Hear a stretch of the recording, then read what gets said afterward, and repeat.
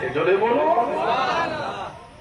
টুক টুক টুক টুক করে বাগানের বাইরে চলে গিয়ে ডাকছে, ইয়া উম্মে আবি দাহদা, এ আবি দাহদার মা, তাড়াতাড়ি বাইরে চলে আসে। এই বাগান বিক্রি হয়ে গেছে। উনি ওনার বাচ্চাদের আওলাদের ছেলেদের হাতটা ধরে তাড়াহুড়ো করে বাগানের বাইরে যাচ্ছে। বাচ্চাদের মুখে তখন ওই বাগানের খাজুর ছিল।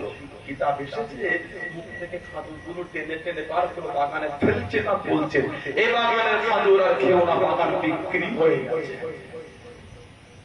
তিনি জিজ্ঞাসা করলেন কিসের বিনিময়ে বিক্রি হলো? জবাব দিচ্ছে জান্নাতে একটা খাজুর গাছের বিনিময়ে গোটা বাগান বিক্রি করে দিয়েছে। স্ত্রী খুশি হয়ে বলছে আলহামদুলিল্লাহ, কত সুন্দর সওদা, জান্নাতের গাছের বিনিময়ে দুনিয়ার তুচ্ছ বাগান বিক্রি হয়েছে। জোরে বলো, আর একটু ভালোবাসে বলা গেল। সব সাহাবাদের লাশ নবী দেখেছেন, হুকুম দিলেন এক একটা কবরে দুজন করে সাহাবাদের দাফন করে দাও। সব সাহাবাদের দাফন হয়।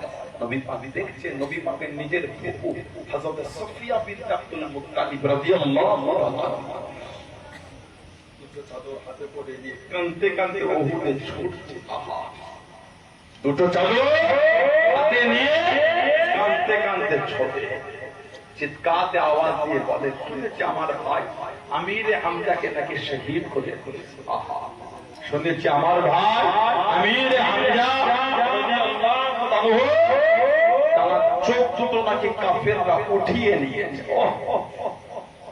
আমার নাক কেটেছে, কান কেটেছে, মুখটাকে চিরে, মুখটা ফেরে, কলজে দুটোকে কেটে কাফেররা নিয়ে চলে গিয়েছে। আহা, মদ দিয়ে শরাব দিয়ে চিবিয়ে চিবিয়ে ওনার কলজে কাফেররা খেয়েছিল। বলুন নাউযুবিল্লাহ, জোরে বলুন আস্তাগফিরুল্লাহ।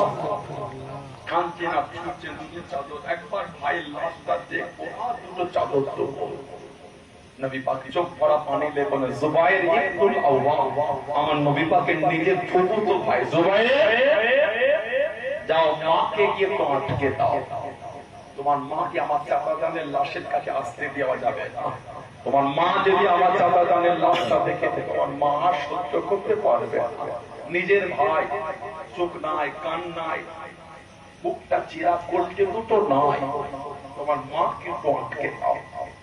জুবায়ের ইবনুল আওয়াম রাদিয়াল্লাহু তাআলা মায়ের কাছে গিয়ে দাঁড়িয়ে গেলেন, মা আত্মা চাওয়া হবে না। জোর করে কান চালা করছে, জুবায়ের